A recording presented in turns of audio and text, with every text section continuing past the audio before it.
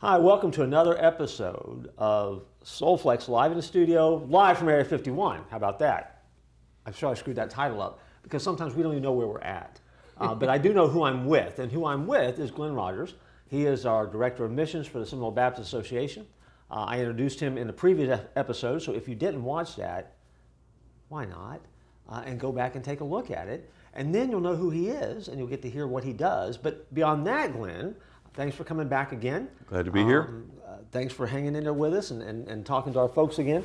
What I want to ask, though, is, again, while I say you're our Director of Missions for Seminole Baptist Association, you told us what that means, I guess maybe a fair question, and let's assume that I know nothing, and that's not a stretch.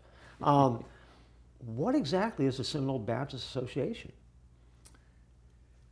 An association of churches by which, by being a member of our association in good standing, that automatically makes you a Southern Baptist church, kind of up the food chain, if you will, to the Florida Baptist Convention. It's really all horizontal in Southern Baptist Convention.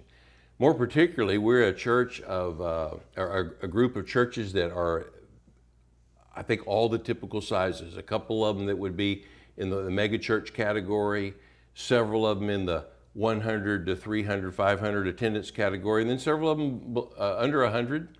And those numbers are kind of pre-COVID numbers, sure. but we're coming back. People are doing multiple services, as you are. But we're really, one of the jobs that I get to do, and I just did it today, I was talking with a pastor, and I have two things that I get to do, I'll just tell you. One is I was talking with a pastor, and I was telling him how I got to share what they did on Easter with some other churches. And even with all this connectivity, people just don't really always take time to just go online and say, hey, I wonder what so-and-so's doing. So we're busy. Sure. So at a pastor's breakfast that we'll have tomorrow morning, I'll be just sharing with those guys, and they'll be sharing with each other, and that's good. Another thing, one of our churches in DeLand, Florida, a Spanish-speaking church, they are about to call, they called a new pastor, and he's going to be coming Sunday to give them his answer, which I happen to know will be a yes. It's good, because if you show up and say no, he wouldn't come then. But what's interesting is this church, the young lady I'm talking to, because she speaks the best English, her name is Monica, from Mexico. Monica from Mexico, that's what we call her. She had no clue of what to do of calling a pastor. None of them did, because the pastor they had went to be with the Lord. He was their pastor for 32 years.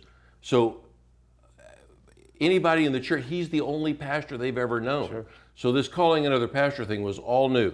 So we kind of did some fine-tuned things. I'll stop by there, Lord willing, later tonight and just help them make sure we didn't lose anything in the translation, to use an old expression. And so that's good. So we're churches that are banded together, bound together by membership, fellowship, and doctrine. And that's all important to us, but we're really just trying to help each other be better. We really are. Here is one of the ways I do that. A scripture that the Lord gave me when I was reading just the other day, it's in Psalm 122. And it's in the context of about Christians praying for Israel.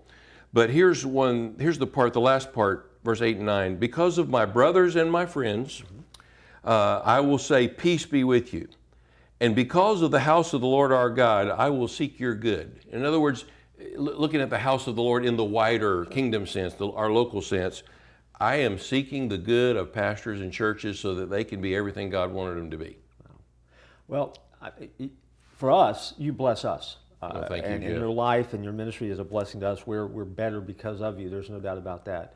And I take you to lunch once in a while too. You do. I mean, it's amazing. And so, and he pays. That's the other thing. He pays for lunch too, which is even better. Now, so for us in our association, our Seminole Association, as it has been, how many? I mean, what is that? 10 churches? Is that 20 churches? Oh no, it's about 30? 45. 45. 45 of us. Yeah. Now, obviously, we know what the best church in the association is. Yes, in some people's opinion, we know that. But beyond us, though, there are a number of other churches. And again, you mentioned it a minute ago. We're a diverse group as well, yes. Right? I mean, tell about that. Well, the one thing where we're not diverse in the right senses is in our core beliefs. We're not diverse there where we need to be. But in methods, in style, in times we meet, in style of music, in leadership structure, it's very diverse there. And that's one thing I like about it. Each church is autonomous, independent if you want to use the word, all that, sometimes that's used in a different way. Each church is autonomous, but we've chosen to work together. And that's the great thing about it, yeah. And one of the things that Glenn does so well, and I can brag on him and see this way, because I get to sit down at a table with him with other pastors when they get there, and if I get there or whoever shows up at these meetings and stuff.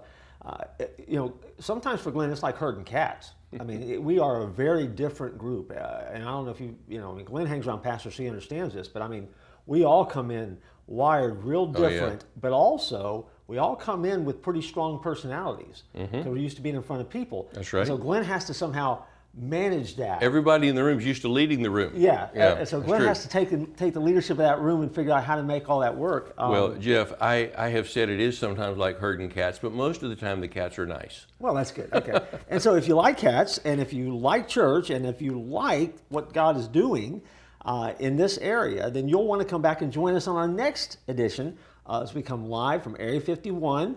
Soulflex has taken this one into the studio here. And again, I'm screwing the title up because I'm trying to get it all fixed out so Mark can fix it in editing for us.